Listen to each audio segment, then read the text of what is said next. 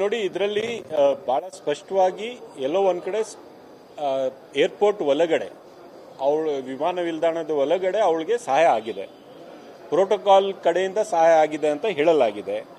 Protocol ರವರು ಯಾರಿಗೆ protocol ಕೊಡಬೇಕು ಅಂತ ಸ್ಪಷ್ಟವಾಗಿ ನಿರ್ದೇಶನ ಇರುತ್ತೆ. ಯಾರಿಗೂ ಅದನ್ನು ಮೀರಿ ಪ್ರೋಟೋಕಾಲ್ ಸಹಾಯ ಮಾಡಿದ್ರೆ ಅದು ನಿಯಮದ ಉಲ್ಲಂಘನೆ. ಪ್ರೋಟೋಕಾಲ್ ಕೊಡಬೇಕಾದ್ರೆ ಸರ್ಕಾರದಲ್ಲಿ ಯಾವುದೋ ಒಂದು ಹುದ್ದೆಯಲ್ಲಿರಬೇಕು ಅಥವಾ ಏನೋ ಒಂದು ಸ್ಥಾನಮಾನದಲ್ಲಿರಬೇಕು. ಇವರು ಯಾರೋ ಆಫೀಸರ್ ಮಗಳು ಅಂತ ಹೇಳಿ ಅಥವಾ ಏನೇ ಮಿನಿಸ್ಟರ್ ಮಗ ಅಂತ ಹೇಳಿ ಪ್ರೋಟೋಕಾಲ್ ಕೊಡಕ್ಕೆ ಬರೋದಿಲ್ಲ. ಅಲ್ಲಿ ಕೊಟ್ಟಿದ್ರೆ ಹೇಗೆ ಕೊಟ್ಟರು, ಏನಾಯ್ತು ಅಂತ ತನಿಖೆ ಮಾಡ್ತಕ್ಕಂಥದ್ದು ರಾಜ್ಯ ಸರ್ಕಾರದ ವ್ಯಾಪ್ತಿಯಲ್ಲಿದೆ, ಅದು ಮಾಡ್ತಾ ಇದ್ದೇವೆ. ಸೊ ಅದು ಹೊರಗೆ ಬರಬೇಕಾಗುತ್ತೆ. ಸಚಿವರಿಗೂ ಕಂಟಕ 3 ಜನ ಸಚಿವರಿದ್ದಾರೆ ಅಂತ ಬಿಜೆಪಿ ಅವರು ಆರೋಪ ಮಾಡ್ತಾ ಇದ್ದಾರೆ. ನೋಡಿ, ಈಗ DRI ಏನ್ ಇನ್ವೆಸ್ಟಿಗೇಷನ್ ನಡೀತಾ ಇದೆ, ತನಿಖೆ ನಡೀತಾ ಇದೆ, ಅದು ಕೇಂದ್ರ ಸರ್ಕಾರಕ್ಕೆ ಮತ್ತೆ CBIನೂ ಕೂಡ ಕೇಂದ್ರ ಸರ್ಕಾರದ ಅಧೀನದಲ್ಲಿ ಬರುತ್ತೆ. ಎರಡು ದೊಡ್ಡ ಸಂಸ್ಥೆಗಳು ಅದರ ಪರವಾಗಿ ತನಿಖೆ ನಡೆಸ್ತಾ ಇದ್ದಾರೆ. ಯಾರು ಇನ್ವಾಲ್ವ್ ಇದ್ದಾರೆ, ಯಾರಿಲ್ಲ ಅಂತ ಅವರು ನ್ಯಾಯಯುತವಾಗಿ ತನಿಖೆ ನಡೆಸಿ ಎಲ್ಲರಿಗೂ ತಿಳಿಸಲಿ. ಅವ್ರದೇ ಸರ್ಕಾರ, ಕೇಂದ್ರ ಸರ್ಕಾರ ತನಿಖೆ ನಡೆಸುವಾಗ ಇಲ್ಲಿ ಬಂದು ಸಚಿವರು ಇನ್ವಾಲ್ವ್ ಆಗಿದ್ದಾರೆ ಅಂತ ಇವರು ಸ್ಟೇಟ್ಮೆಂಟ್ ಕೊಡ್ತಕ್ಕಂಥದ್ದು ಸರಿ ಇಲ್ಲ. ಆ ತರ ಅವ್ರಿಗೆ ಮಾಹಿತಿ ಇದ್ರೆ CBIಗೆ ತನಿಖೆಗೆ ಅವರು ಆಗ್ರಹಿಸಲಿ. ನೋಡಿ, ಬೆಂಗಳೂರು ನಗರದ ಆಡಳಿತ ಸುಧಾರಣೆಗೋಸ್ಕರ ಗ್ರೇಟರ್ ಬೆಂಗಳೂರು ಆಡಳಿತ ವಿಧೇಯಕವನ್ನು ತಂದಿದ್ದೇವೆ. ಇವತ್ತಿನ ಪರಿಸ್ಥಿತಿಯಲ್ಲಿ ಬೆಂಗಳೂರು ಯಾವ ಮಟ್ಟಕ್ಕೆ ತಲುಪಿದೆ ಅಂದ್ರೆ, ಒಂದೇ ಒಂದು ಮಳೆ ಜೋರಾಗಿ ಬಂದ್ರೆ ಅರ್ಧ ಬೆಂಗಳೂರು ಮುಳುಗೋಗ್ತಾ ಇದೆ. ನಾವು ಬೋಟ್ ತಗೊಂಡು ಹೋಗಿ ಜನರನ್ನ ರಕ್ಷಣೆ ಮಾಡ್ಕೊಂಡು ಬಂದಿರತಕ್ಕಂಥದ್ದು ಬೆಂಗಳೂರು ನಗರಲ್ಲಿ ನೋಡ್ತಾ ಇದ್ದೇವೆ. ಗುಂಡಿ ಮುಚ್ಚುವ ಇವತ್ತು ಯೋಗ್ಯತೆ ಈ BBMPಗೆ ಇಲ್ಲ ಅಂತ ನಾವೇ ಮಾತಾಡ್ಕೋತಾ ಇದ್ದೀವಿ. ಭ್ರಷ್ಟಾಚಾರ ಯಾವ ಮಟ್ಟಕ್ಕಾಗಿದೆ ಅಂತ ನಾವು ಮಾತಾಡ್ಕೋತಾ ಇದ್ದೀವಿ. ಒಂದು ವೇಳೆ ಈ ಸಂದರ್ಭದಲ್ಲಿ ಆಡಳಿತ ಸುಧಾರಣೆ ಬೆಂಗಳೂರು ನಗರದಲ್ಲಿ ಆಗದೆ ಇದ್ರೆ ಬೆಂಗಳೂರು ನಗರದ ದುಸ್ಥಿತಿಗೆ ನಾವೆಲ್ಲರೂ ಕಾರಣಕರ್ತರು ಆಗ್ತೀವಿ ಅಂತ ನಾನು ಹೇಳಕ್ ಬಯಸ್ತಾ ಇದ್ದೀನಿ. ರಾಜಕೀಯ ಕಾರಣಕ್ಕಾಗಿ ದಯವಿಟ್ಟು ಬಿಜೆಪಿಯವರು ಇದನ್ನು ವಿರೋಧ ಮಾಡೋದು ಬೇಡ. ಬೆಂಗಳೂರು ನಗರದ ಅಭಿವೃದ್ಧಿಗೆ ನಾವೆಲ್ಲ ಕೈ ಜೋಡಿಸಬೇಕಾಗುತ್ತೆ. ಅದು ಗ್ರೇಟರ್ ಬೆಂಗಳೂರು ವಿಧೇಯಕದ ಮೂಲಕ ಆಡಳಿತ ಸುಧಾರಣೆಯನ್ನು ಮಾಡಿ, ಪಾರದರ್ಶಕತೆಯನ್ನು ತಂದು, ಅಧಿಕಾರದ ವಿಕೇಂದ್ರೀಕರಣ ಮಾಡಿ, ಜನರ ಆಶಾ ಉತ್ತರಗಳಿಗೆ ಮತ್ತೆ ಬೆಂಗಳೂರಿನ ಮುಂದಿನ ಸವಾಲುಗಳಿಗೆ ಉತ್ತರ ಕೊಡ್ತಕ್ಕಂಥ ರೀತಿಯಲ್ಲಿ ಗ್ರೇಟರ್ ಬೆಂಗಳೂರು ಆಡಳಿತ ವಿಧೇಯಕವನ್ನು ಮಾಡಿದ್ದೇವೆ.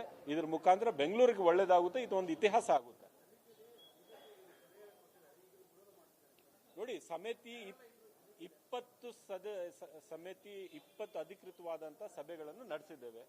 ಅದರಲ್ಲಿ ಎಲ್ಲ ಪಕ್ಷದ ಶಾಸಕರಿದ್ರು, ಬಿಜೆಪಿ, ಕಾಂಗ್ರೆಸ್, ಜನತಾದಳ. ಬಿಜೆಪಿಯ ನಮ್ಮ ಸ್ನೇಹಿತರು ಕೂಡ 20 ಸಭೆಯಲ್ಲಿ ಪಾಲ್ಗೊಂಡಿದ್ರು. ಅವರು ಕೂಡ ಅವರ ಸಲಹೆಗಳನ್ನು, ಸೂಚನೆಗಳನ್ನು ಕೊಟ್ಟಿದ್ದಾರೆ. ಯಾರೂ ಕೂಡ ವಿರೋಧ ಅಲ್ಲಿ ಮಾಡಿಲ್ಲ. ಇವತ್ತು ಪಕ್ಷದ ಒಂದು ನಿರ್ದೇಶನದ ಮೇಲೆ ವಿರೋಧ ಮಾಡಿದ್ದಾರೆ, ಅವ್ರಿಗೂ ಮನವರಿಕೆ ಮಾಡ್ತೇವೆ. ನೋಡಿ, ಇದರಲ್ಲಿ ಬಹಳ ಸ್ಪಷ್ಟವಾಗಿ ಎಲ್ಲೋ ಒಂದ್ ಕಡೆ ಏರ್ಪೋರ್ಟ್ ಒಳಗಡೆ ಅವಳು ವಿಮಾನ ನಿಲ್ದಾಣದ ಒಳಗಡೆ ಅವಳಿಗೆ ಸಹಾಯ ಆಗಿದೆ. ಪ್ರೋಟೋಕಾಲ್ ಕಡೆಯಿಂದ ಸಹಾಯ ಆಗಿದೆ ಅಂತ ಹೇಳಲಾಗಿದೆ. ಪ್ರೋಟೋಕಾಲ್ ರವರು ಯಾರಿಗೆ ಪ್ರೋಟೋಕಾಲ್ ಕೊಡಬೇಕು ಅಂತ ಸ್ಪಷ್ಟವಾಗಿ ನಿರ್ದೇಶನ ಇರುತ್ತೆ. ಯಾರಿಗೂ ಅದನ್ನು ಮೀರಿ ಪ್ರೋಟೋಕಾಲ್ ಸಹಾಯ ಮಾಡಿದ್ರೆ ಅದು ನಿಯಮದ ಉಲ್ಲಂಘನೆ. ಪ್ರೋಟೋಕಾಲ್ ಕೊಡಬೇಕಾದ್ರೆ ಸರ್ಕಾರದಲ್ಲಿ ಯಾವುದೋ ಒಂದು ಹುದ್ದೆಯಲ್ಲಿರಬೇಕು ಅಥವಾ ಏನೋ ಒಂದು ಸ್ಥಾನಮಾನದಲ್ಲಿರಬೇಕು. ಇವರು ಯಾರೋ ಆಫೀಸರ್ ಮಗಳು ಅಂತ ಹೇಳಿ ಅಥವಾ ಏನೇ ಮಿನಿಸ್ಟರ್ ಮಗ ಅಂತ ಹೇಳಿ ಪ್ರೋಟೋಕಾಲ್ ಕೊಡಕ್ಕೆ ಬರೋದಿಲ್ಲ. ಅಲ್ಲಿ ಕೊಟ್ಟಿದ್ರೆ ಹೇಗೆ ಕೊಟ್ಟರು, ಏನಾಯ್ತು ಅಂತ ತನಿಖೆ ಮಾಡ್ತಕ್ಕಂಥದ್ದು ರಾಜ್ಯ ಸರ್ಕಾರದ ವ್ಯಾಪ್ತಿಯಲ್ಲಿದೆ, ಅದು ಮಾಡ್ತಾ ಇದ್ದೇವೆ. ಸೊ ಅದು ಹೊರಗೆ ಬರಬೇಕಾಗುತ್ತೆ.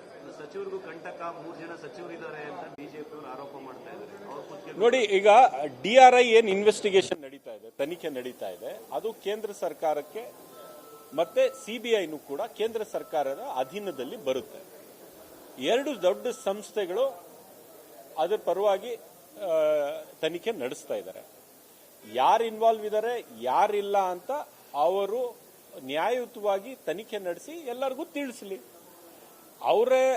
ಅವ್ರದೇ ಸರ್ಕಾರ, ಕೇಂದ್ರ ಸರ್ಕಾರ ತನಿಖೆ ನಡೆಸುವಾಗ ಇಲ್ಲಿ ಬಂದು ಸಚಿವರು ಇನ್ವಾಲ್ವ್ ಆಗಿದ್ದಾರೆ ಅಂತ ಇವರು ಸ್ಟೇಟ್ಮೆಂಟ್ ಕೊಡ್ತಕ್ಕಂಥದ್ದು ಸರಿ ಇಲ್ಲ.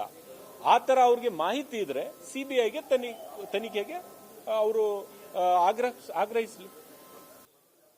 ನೋಡಿ, ಬೆಂಗಳೂರು ನಗರದ ಆಡಳಿತ ಸುಧಾರಣೆಗೋಸ್ಕರ ಗ್ರೇಟರ್ ಬೆಂಗಳೂರು ಆಡಳಿತ ವಿಧೇಯಕವನ್ನು ತಂದಿದ್ದೇವೆ.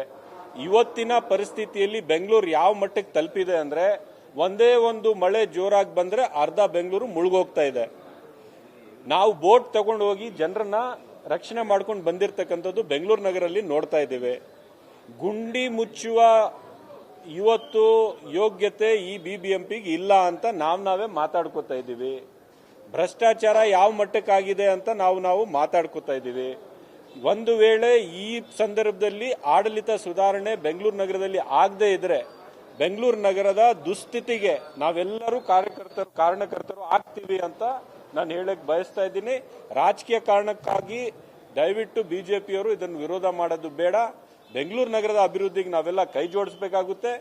ಅದು ಗ್ರೇಟರ್ ಬೆಂಗಳೂರು ವಿಧೇಯಕದ ಮೂಲಕ ಆಡಳಿತ ಸುಧಾರಣೆಯನ್ನು ಮಾಡಿ, ಪಾರದರ್ಶಕತೆಯನ್ನು ತಂದು, ಅಧಿಕಾರದ ವಿಕೇಂದ್ರೀಕರಣ ಮಾಡಿ, ಜನರ ಆಶಾ ಉತ್ತರಗಳಿಗೆ ಮತ್ತೆ ಬೆಂಗಳೂರಿನ ಮುಂದಿನ ಸವಾಲುಗಳಿಗೆ ಉತ್ತರ ಕೊಡ್ತಕ್ಕಂಥ ರೀತಿಯಲ್ಲಿ ಗ್ರೇಟರ್ ಬೆಂಗಳೂರು ಆಡಳಿತ ವಿಧೇಯಕವನ್ನು ಮಾಡಿದ್ದೇವೆ. ಇದರ ಮುಖಾಂತರ ಬೆಂಗಳೂರಿಗೆ ಒಳ್ಳೇದಾಗುತ್ತೆ, ಇದೊಂದು ಇತಿಹಾಸ ಆಗುತ್ತೆ. ನೋಡಿ, ಸಮಿತಿ 20 ಅಧಿಕೃತವಾದಂತ ಸಭೆಗಳನ್ನು ನಡೆಸಿದ್ದೇವೆ. ಅದರಲ್ಲಿ ಎಲ್ಲ ಪಕ್ಷದ ಶಾಸಕರಿದ್ರು, ಬಿಜೆಪಿ, ಕಾಂಗ್ರೆಸ್, ಜನತಾದಳ. ಬಿಜೆಪಿಯ ನಮ್ಮ ಸ್ನೇಹಿತರು ಕೂಡ 20 ಸಭೆಯಲ್ಲಿ ಪಾಲ್ಗೊಂಡಿದ್ರು. ಅವರು ಕೂಡ ಅವರ ಸಲಹೆಗಳನ್ನು, ಸೂಚನೆಗಳನ್ನು ಕೊಟ್ಟಿದ್ದಾರೆ.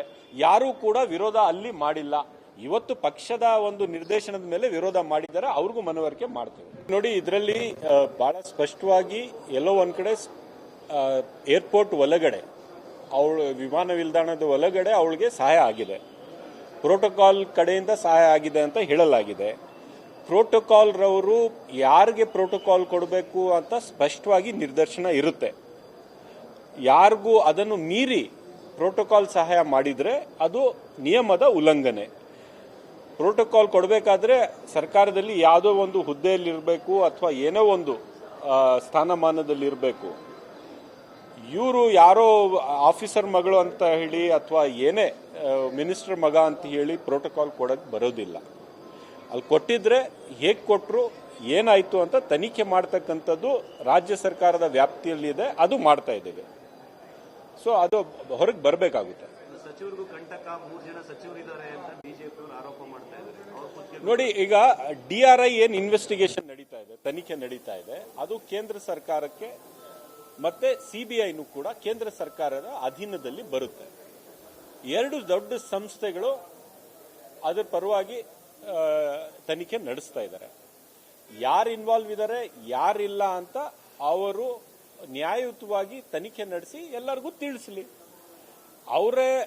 ಅವ್ರದೇ ಸರ್ಕಾರ, ಕೇಂದ್ರ ಸರ್ಕಾರ ತನಿಖೆ ನಡೆಸುವಾಗ ಇಲ್ಲಿ ಬಂದು ಸಚಿವರು ಇನ್ವಾಲ್ವ್ ಆಗಿದ್ದಾರೆ ಅಂತ ಇವರು ಸ್ಟೇಟ್ಮೆಂಟ್ ಕೊಡ್ತಕ್ಕಂಥದ್ದು ಸರಿ ಇಲ್ಲ. ಆ ತರ ಅವ್ರಿಗೆ ಮಾಹಿತಿ ಇದ್ರೆ ಸಿಬಿಐಗೆ ತನಿಖೆಗೆ ಅವರು ಆಗ್ರಹಿಸಲಿ. ನೋಡಿ, ಬೆಂಗಳೂರು ನಗರದ ಆಡಳಿತ ಸುಧಾರಣೆಗೋಸ್ಕರ ಗ್ರೇಟರ್ ಬೆಂಗಳೂರು ಆಡಳಿತ ವಿಧೇಯಕವನ್ನು ತಂದಿದ್ದೇವೆ. ಇವತ್ತಿನ ಪರಿಸ್ಥಿತಿಯಲ್ಲಿ ಬೆಂಗಳೂರು ಯಾವ ಮಟ್ಟಕ್ಕೆ ತಲುಪಿದೆ ಅಂದ್ರೆ, ಒಂದೇ ಒಂದು ಮಳೆ ಜೋರಾಗಿ ಬಂದ್ರೆ ಅರ್ಧ ಬೆಂಗಳೂರು ಮುಳುಗೋಗ್ತಾ ಇದೆ. ನಾವು ಬೋಟ್ ತಗೊಂಡು ಹೋಗಿ ಜನರನ್ನ ರಕ್ಷಣೆ ಮಾಡ್ಕೊಂಡು ಬಂದಿರತಕ್ಕಂಥದ್ದು ಬೆಂಗಳೂರು ನಗರಲ್ಲಿ ನೋಡ್ತಾ ಇದ್ದೇವೆ. ಗುಂಡಿ ಮುಚ್ಚುವ ಇವತ್ತು ಯೋಗ್ಯತೆ ಈ ಬಿಬಿಎಂಪಿಗೆ ಇಲ್ಲ ಅಂತ ನಾವೇ ಮಾತಾಡ್ಕೋತಾ ಇದ್ದೀವಿ. ಭ್ರಷ್ಟಾಚಾರ ಯಾವ ಮಟ್ಟಕ್ಕಾಗಿದೆ ಅಂತ ನಾವು ಮಾತಾಡ್ಕೋತಾ ಇದ್ದೀವಿ.